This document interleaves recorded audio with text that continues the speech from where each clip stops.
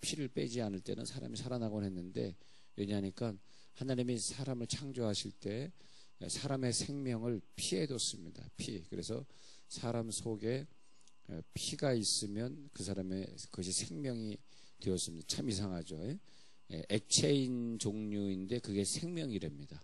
그래서 사람에게 피를 다 뽑아버리면 그 사람은 살아갈 수가 없고요. 또 피를 또 가만 놔두면 금방 부패하기 때문에 그걸 이제 냉동 보관하려고 그러면 피를 이제 빼버리고 합니다.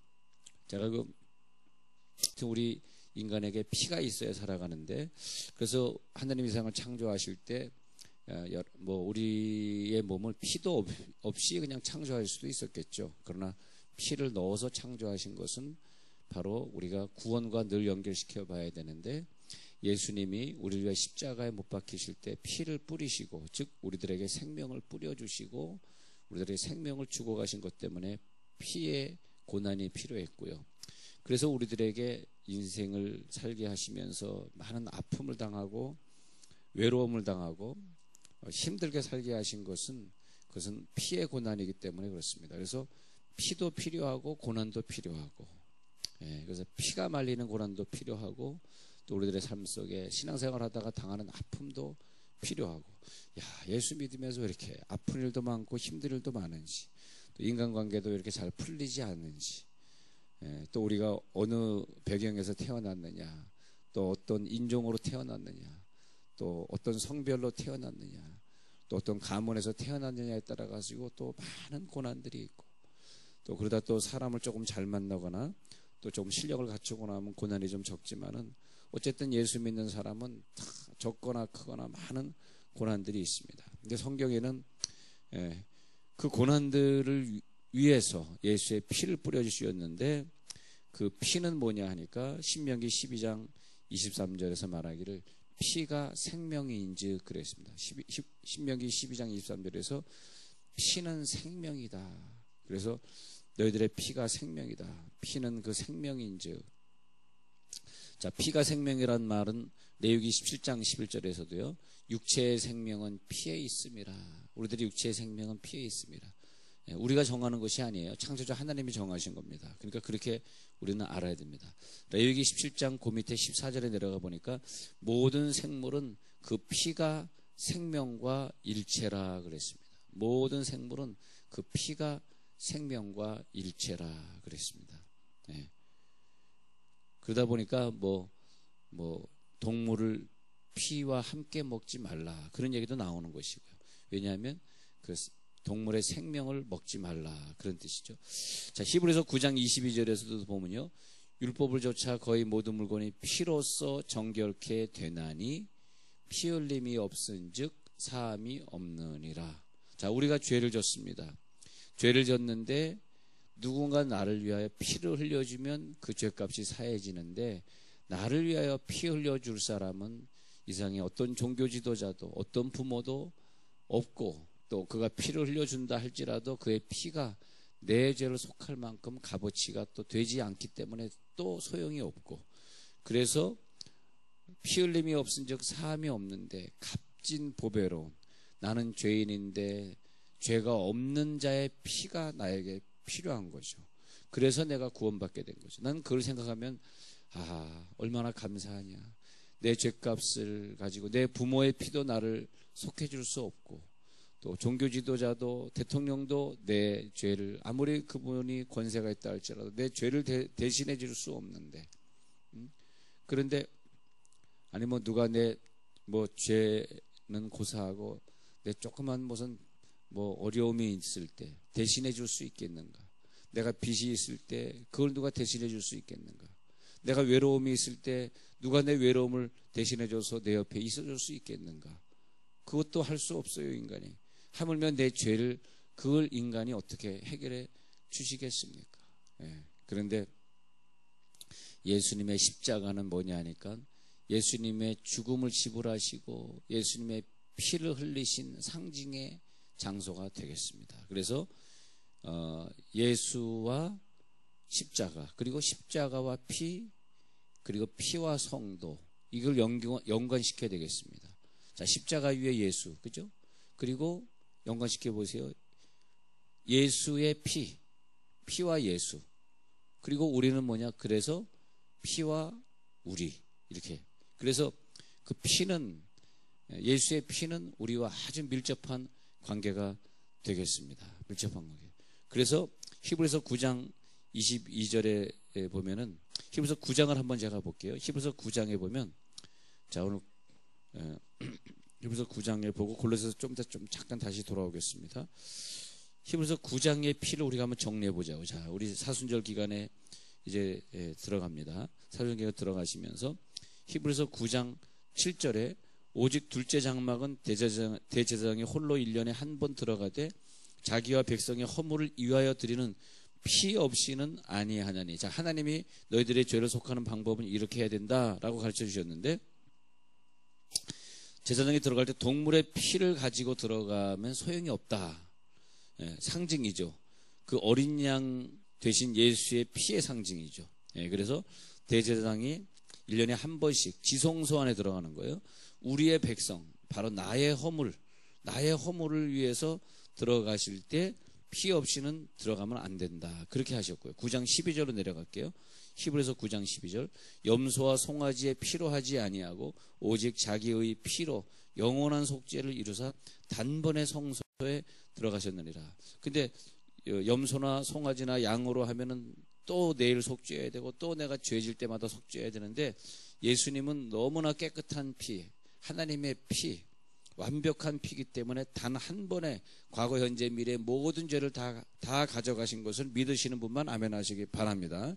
예수님의 완전한 속죄 단번에 이루사 한 번에 끝내버리셨습니다. 한 번에 끝내버리셨다. 성소에 들어가셨느니라. 그래서 히브리서 9장 14절로 뛰어넘겠습니다. 하물며 영원하신 성령으로 말미암아 흠없는 자기를 하나님께 드린 그리스도의 피가 어찌 너희 양심을 죽은 행실에서 깨끗하게 하고 살아계신 하나님을 섬기게 하지 못하겠느냐. 어느 순간에 하나님이 나에게 그 강한 능력으로 하나님이 우리들에게 큰 은혜를 주신, 단번에 우리를 변화시키고 양심을 죽은 행실에서 깨끗하게 하고 살아계신 하나님을 섬기게 하지 못하겠느냐. 굉장히 중요한 구절입니다. 양심의 죄를 깨끗하게. 그래서 아까 읽어드린 골로새서 1장 20절에 다시 제가 읽어드리면, 그 십자가의 피로 화평을 이루사. 그래서 예수의 피는 그러면 단번에 속죄를 이뤘는데, 그래서 어쨌다는 거냐 이거. 그래서 자, 정의는 뭐냐? 피는 생명이다. 히브리서 9장 읽어드린 것은 피는 그래서 우리들의 죄를 속죄한 것이다. 그래서 어떻게 했느냐? 그래서 그 다음에 단어는 화목이다 해서 골로새서 1장 20절에 오신 거예요. 십자가의 피로 어떻게 되었냐? 그래서 어떻게 되었다는 거냐 했더니 화평을 이루셨다. 하나님이 어떤 존재이시냐 하면 우리와 화목하게 지내기를 원하시고 한 가족이 되기를 원하셔요. 우리가 함께하기를 원하시고 동행하기를 원하셔요. 그래서 그분의 이름이 임마누엘, 내가 너희와 영원히 함께 있겠다는. 그래서 하나님의 꿈에 우리도 어떻게 창조되었냐 하면, 창조될 때 하나님과 함께 있는 걸 그렇게 원해요. 우리 인간이 혼자 있으면 외로우시잖아요. 누군가 함께 있으면 좋잖아요. 그렇잖아요. 나는 그저 여러분과 함께 있으면 그렇게 좋은 거예요. 그쵸? 여러분 함께 있으면 명절도 관계없어. 여러분들이 그냥 예배 때 함께 나오면 참 좋겠는데, 이렇게 보면 저는 설교하면서 출석 체크를 합니다. 오늘 누가 안 나왔구나, 오늘 예배 때 나오시는 분이 오늘 안 보이는구나, 출석 체크를 하는데, 안 보이면 내가 외로워하죠. 왜 안 왔을까? 근데 단번에 변화된 거 말이에요. 단번에 변화된 사람, 이번 주에 내가 그런 간증을 들으면, 우리 이제 어릴 때부터 예수 믿은 사람이면 특별히 변화될 게 없으니까 이렇게 했는데, 어떤 우리 하여튼 이 은사를 체험하면 하늘에서 기뻐. 나는 뭐 하늘에서 기뻐하면 되는 거지. 하늘에서 기뻐하면 되는 거지. 아니, 하늘에서 기뻐하면 되는 거지. 내가 기쁠 게 무엇이야? 나는 이제 내 기쁨도 슬픔도 여러분 없는 것 같아요. 내 기쁨이 어디, 내 슬픔이 어디. 주님이 기쁘면 기쁘고, 주님이 십자가 못 박히실 때 슬프면 슬픈 거죠, 뭐. 알렐루야. 근데 주님이 기쁘신 거죠. 야, 사람이 확 변화되니까. 그 전에 성경 안 읽던 사람이 기도의 모습이 바뀐 다음에 성경 읽게 되면 누가 제일 기뻐하겠어? 그분을 창조하신 그분이 기뻐하겠죠. 근데 만약에 내가 어디서 막 은혜 받고 왔는데 별로 우리 아버지가, 그래서 너 좀 변화될 거냐? 은혜 받아서 공부 좀 할 거냐? 이렇게 나오면 그 아버지 나를 사랑하지 않는 것 같아요. 그죠? 예? 예. 그렇잖아요. 예. 그렇게 생각합니다. 하나님은 기뻐하겠지. 네가 은혜 받고 왔구나. 이제 넌 잘할 수 있을 거야. 너 지금까지 공부 안 했지만 난 너를 믿어. 분명히 넌 잘할 수 있어. 우리 하나님 아버지는 그렇게 생각해 줄 거 아닙니까? 우리가 훈련할 때 예수님 십자가 못 박히실 때 하나님 얼마나 아프셨을까. 어떤 사람이 이번에 방언 체험해가지고 그 전에 기도가 안 됐는데 이번에 기도가 잘 된다고 계속 방언을 연습하고 있을 때 하나님이 얼마나 그걸 기쁘게 받으셨을까. 그 하늘에서 얼마나 기쁠까. 응? 하나님의 마음을 생각해 보자고요. 내 기분을 생각하지 말고. 그냥 하나님이 저분 기뻐하시면 나도 기쁜 거지. 근데 우리가 종종 예수님의 고난을 우리들이 잊어버릴 때가 뭐냐 하면 하나님은 기쁜데 나는 괜히 기분 나쁜 거야. 왜 저 사람만 저렇게 교회 충성해? 왜 나는 왜 교회 충성하지 못하지? 왜 나는 기회가 없지? 왜 나는 맨날 일하면서 수예배 못 나와야 되지? 나도 수예배 나가고 싶은데 그렇게 생각할 때가 있다는 거죠. 그런데 그 모든 것들을 위해서 화목하게 하셨다. 하나님과 좀 더 가까이 하게 하셨다. 화목하게 되는 직책, 그죠? 그래서 다시 이제 골로새 2장을 봅니다. 1장을 봅니다. 1장 20절에서 그의 십자가의 피가 뭐냐? 피는 화목, 화평이다. 화평을 이루사 만물고 땅에 있는 것들이나 하늘에 있는 것들이 그로 말미암아 자기와 화목하게 되기를. 예수의 피가 뿌려주시니까 모든 것이 화목하게 됐어요. 우리와 동물과 식물과 내 이웃과 다 화목하게 되었습니다. 다 화목하게. 그런데 하나님의 마음을 화목하게 하려고 피를 뿌려주셨는데 만약에 우리가 원수지간이 되고 우리가 싸우고 시기하고 상대방을 이해하지 못하고 그거는 뭐예요? 예수님이 이미 다 피를 뿌려주셨는데 그건 뭐냐 하니까 예수의 피를 헛되이 지키는 거예요. 피가 헛되게 만드는 거예요. 예. 피가 헛되게. 절대 그러지 마시기 바랍니다. 이제 우리는 뭐냐? 그리스도 안에서 다 하나이니라. 우린 다 하나이니라. 하나라고 하는 명제가 붙었습니다. 예. 하나라고.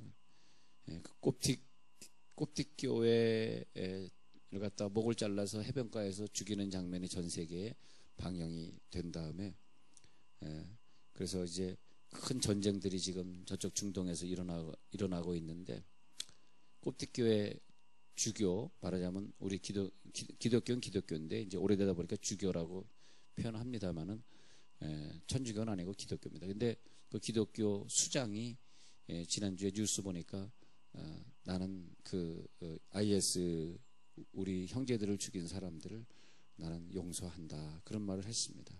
바로 그것입니다. 우리가 그 용서하지 못할 사람이 누가 있습니까? 내 교우들을 그렇게 21명이나 죽여도 나는 그들을 용서한다. 왜냐하면 20절에 하늘에 있는 것들이 그로 말미암아 자기와 화목되게 하기를 기뻐하심이라. 그래서 어떻게 되었다? 화목되었다. 화평을 이루게 되었다 이것입니다. 그죠? 악한 행실 21절 악한 행실이 있었어요. 원수가 되었던 우리를 22절 골로새 1장 22절 읽고 있습니다요. 그의 육체의 죽음으로 말미암아 화목하게 하사. 이게 죽음입니다. 육체의 죽음으로 말미암아 화목하게 하사 너희를 거룩하고 흠없고 책망할 것이 없는 자로 그 앞에 세우고자 하셨으니. 화목하게 하려고 그 앞에 세우고자 하셨으니. 그래서 그리스도의 피가 우리를 화목하게 하려고 세우셨다. 그 짝구절 에베소 1장 7절에 보면은 우리가 그리스도 안에서 그의 은혜의 풍성함을 따라 그의 피로 말미암아 구속 곧 죄의 사함을 받았으니. 자, 피를 흘리셨다. 그래서 어떻게 되었느냐? 우리가 죄 사함을 받고 그 다음에 하나님과 화목, 이웃과 화평의 관계를 이루었다. 그 단어를 샬롬이라 쓰고 있습니다. 샬롬. 하나님과 화목하고 이웃과 화목하고. 샬롬. 샬롬이라는 단어를 영어에서는 피스라고 번역했는데 샬롬은 좀 더 은혜스럽고 깊은 단어인 것 같아요. 예수의 피로 말미암아 샬롬, 예루살렘이라고 하는 샬렘이라고 하는 샬롬 속에 들어갔다. 그것이 뭐냐? 가까워졌다. 가까워졌다는 에베소 2장 3절에 나와요. 멀리 있던 우리를 그리스도의 피로 하나님과 가까워지게 하였다. 하나님과 우리가 가까이 지낸다. 대단한 축복입니다. 예, 우리가 죄 때문에 하나님과 가까워질 수 없는데 하나님과 가까워졌다. 대단한 축복이다. 근데 하나님은 그렇지 않다. 하나님은 가까이 가면 갈수록, 가까이 가면 갈수록 얼마나 하나님이 좋으신지 여러분 하나님과 가까이 지내보세요. 자꾸 멀리 있으려고 그러지 말고 하나님 가까이 있고 싶어. 하나님께서 내 죄를 다 속죄해 주셨으니까 그 단번에 딱 죄가 생각이 안 나는 거예요. 단번에 어느 순간에 딱 어느 날 기점으로 나 더 이상 싫어. 그거 나 그거 생각 안 나거든. 나 하나님과 가까이 지내고 싶거든. 자, 오늘 피를 정리해 드리려고 그래요. 피를 정리해 드리고 마치려고 그러는데 피를 좀 더 정리해 드리면 또 나와요. 로마서 5장 9절에서도 나오는데 로마서 5장 9절의 피를 한번 정리해 드리면 그 피로 인하여서 우리가 어떻게 되었다? 그래서를 하고 있어요. 그래서 어쨌다는 거냐? 로마서 5장 9절에서 그래서 피로 말미암아 우리가 의롭다 하심을 받았으니 더욱 그로 말미암아 진노하심에서 구원을 받게 되었다. 할렐루야. 우리가 의로운 게 아니에요. 눈물 나지 않아요? 나는 죄인이네. 난 전혀 의로운 게 없어요. 내가 오직 그 피로 의로함을 받았다. 의롭게 되었다. 그리고 이제는 진노하심에서 구원을 완전히 받아서 진노하심 받을 필요가 없다. 할렐루야. 그래서 사도행전 20장 28절에서 이제 교회는 무슨 교회다? 예수의 피로 사신 교회가 되었다. 이제 이 교회는 얼마나 귀한지 예수의 피로 사신 교회. 그러니까 이 교회를 허물어뜨릴 수는 없다. 교회를 향해서 싸울 수는 없다. 왜냐하면 예수의 피로 사셨기 때문에. 마찬가지로 우리 개인을 무시하거나 개인을 죽이거나 또 자기 자살하거나 다 이런 것들은 안 됩니다. 왜냐하면 우리 개인도 예수의 피로 이제는 사신 목숨이 되었고 저 사람도 예수님이 저를 위하여 죽었기 때문에 불신자도 그를 위해 예수님이 죽었습니다. 모든 이 세상을 이처럼 사랑하사 모든 인류를 위해 다 모든 걸 통틀어서 예수님이 죽었습니다. 단지 그가 예수를 믿지 않고 지옥에 갈 수는 있어요. 그러나 예수님은 내가 곧 길이다 해가지고 저에게 천국 가는 길은 이미 열어주셨습니다. 우리는 불신자도 죽여도 안 되고 불신자를 때려도 안 되고 신자는 더군다나 더 때리면 안 되고 더 죽이면 안 되고 자기 자신을 살인했다? 그것도 살인입니다. 근데 예수의 피로 사신 내 몸을 내가 함부로 죽였다? 그거 큰일 나는 일입니다. 그런데 자기 자신만 살인하는 자간이 어떤 사람은 아유 경제가 어려우니 이 어려운 땅에 왜 이 사람들을 살게 해가지고 자기 부인하고 자기 두 아들 딸 다 죽이고 그리고 죽는 사람도 봤어요. 아니 죽으려면 자기만 죽지 왜 죄 없는 아이들까지 죽여. 고아로 자라나도 얼마든지 이 세상에 살 수 있습니다. 얼마든지 나라에서 먹여주고 또 이웃들이 먹여줘서 살 수 있거든요. 근데 살기 힘들다고 이게 힘든 세상에 왜 내가 너를 놓고 가냐 해가지고 동반자살. 예수의 피로 사신 몸, 예수의 피로 사신 교회. 여러분 우리는 값어치가 얼마짜리 값어치냐? 예수님 값어치. 할렐루야.